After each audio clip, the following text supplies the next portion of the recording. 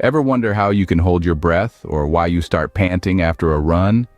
These questions lead us to the intricate world of the respiratory system.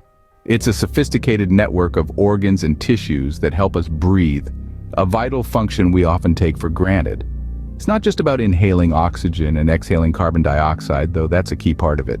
The respiratory system also plays crucial roles in maintaining our body's pH balance, protecting us from airborne pathogens, and even helping us speak. In this video, we'll explore pulmonary ventilation, the anatomy and functions of respiratory organs, the mechanism and control of respiration, and the transport and exchange of gases. We'll also delve into vital capacity, respiratory volumes, their clinical significance, and some disorders of the respiratory system. Ready to embark on this breathtaking journey? Take a deep breath as we dive into the fascinating world of the respiratory system. Have you ever thought of how air travels in and out of our lungs? This process, known as pulmonary ventilation, is our first stop. Pulmonary ventilation is the act of breathing, which can be split into two distinct stages, inhalation and exhalation. During inhalation, your diaphragm contracts and moves downward, increasing the space in your chest cavity and allowing your lungs to expand. As your lungs expand, air is sucked in through your nose or mouth, travels down your trachea, and fills your lungs. In contrast, exhalation is a passive process that depends on the natural elasticity of the lungs. As your diaphragm relaxes and moves back upwards, your chest cavity decreases in size, your lungs deflate, and the air is pushed back up the trachea and out of your body. So the next time you take a deep breath, remember the intricate process of pulmonary ventilation. The respiratory system is more than just our lungs. It's a complex network of organs working together to ensure we breathe. It's a fascinating journey, so let's dive in. Starting with the nose, our first line of defense. It warms, moistens, and filters the air we breathe, preparing it for the journey ahead. The nostrils and nasal passages are lined with tiny hairs and mucus that trap dust and bacteria, keeping our lungs clean. Next, the pharynx, or throat. It's a funnel-shaped tube that guides air from the nose towards the larynx. It's also a crossroads where the paths of air and food cross. But don't worry. A small flap called the epiglottis ensures they don't mix. Now, the larynx, commonly known as the voice box. It's not just about speech, though. The larynx also guards the entrance to the windpipe, ensuring that only air passes through. The air then travels down the trachea, or windpipe, a tube reinforced by rings of cartilage to prevent collapse. It splits into the bronchi, the main passageways into our lungs. The bronchi branch out like a tree, becoming smaller and smaller until they end in tiny air sacs called alveoli. There are around 300 million alveoli in our lungs, providing a surface area almost equal to a tennis court for gas exchange. Oxygen diffuses across these minuscule walls and enters our bloodstream, while carbon dioxide, a waste product of metabolism, diffuses out to be exhaled. Our lungs, the stars of the respiratory system, house all these bronchi and alveoli. They expand and contract with each breath, driven by the diaphragm below. The left lung is slightly smaller, making room for our heart, and each lung is encased in a protective double-layered pleural sac.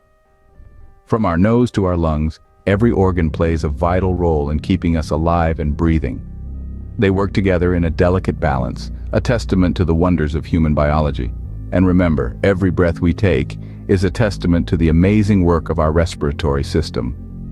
Our breathing doesn't require conscious thought, does it? So who or what controls it?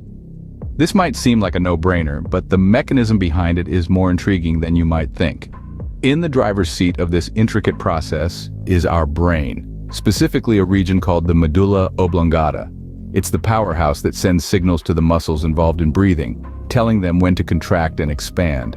Picture it as a maestro conducting an orchestra, ensuring everything flows in perfect harmony. But how does the medulla oblongata know when to send these signals? Well, it has a little help from chemoreceptors, specialized cells that detect changes in the levels of oxygen, carbon dioxide, and the acidity in our blood. When oxygen levels drop or carbon dioxide levels rise, the chemoreceptors send an SOS to the medulla oblongata, kickstarting the process to adjust our breathing rate.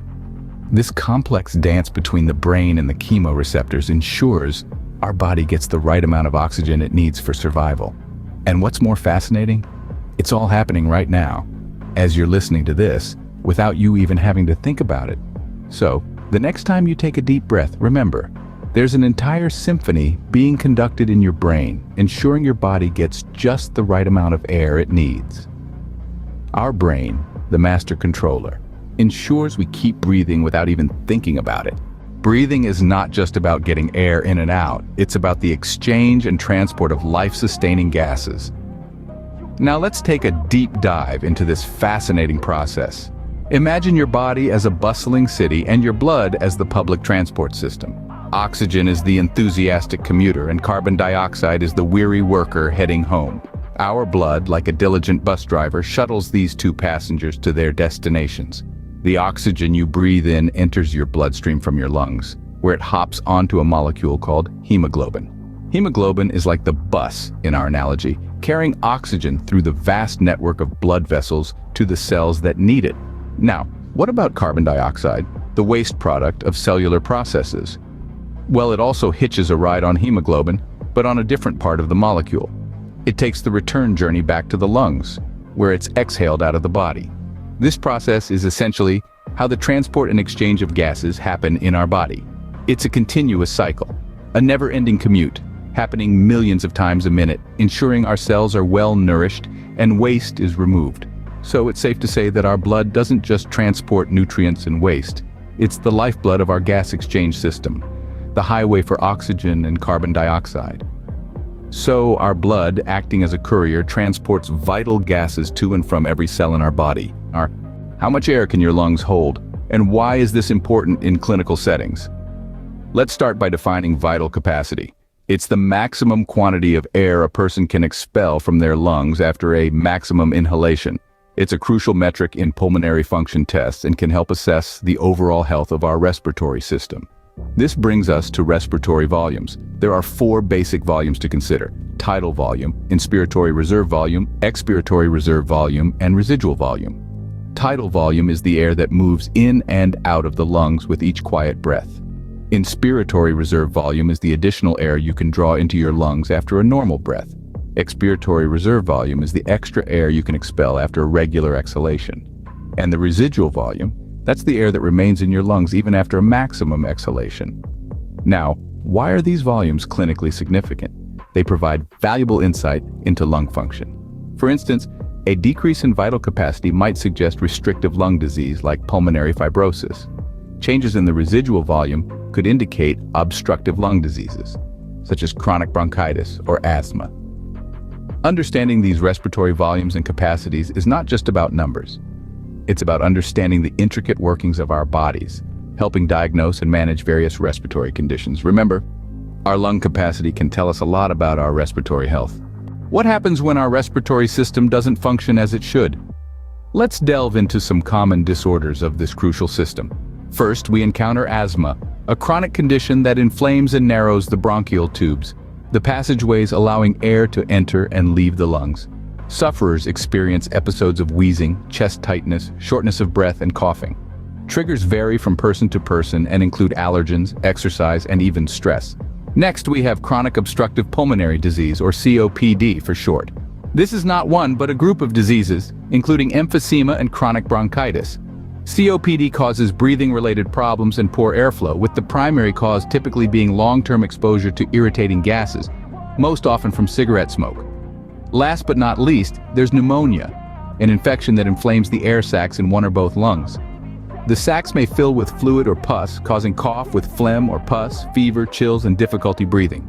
It's usually caused by bacteria, viruses, or fungi, and can range in seriousness from mild to life-threatening. While these disorders can certainly be daunting, it's important to remember that they are manageable with the right medical care and lifestyle modifications.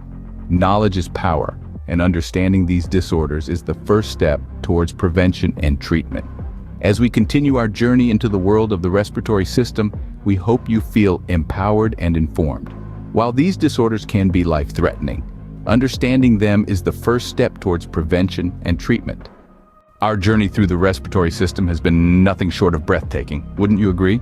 We've explored the intricacies of pulmonary ventilation, dove deep into the anatomy and functions of respiratory organs, and understood the mechanisms controlling our breath. We've also delved into the transport and exchange of gases, vital capacity, respiratory volumes, and their clinical significance. Lastly, we've touched upon the various disorders that can affect this magnificent system. Thanks for joining us on this journey.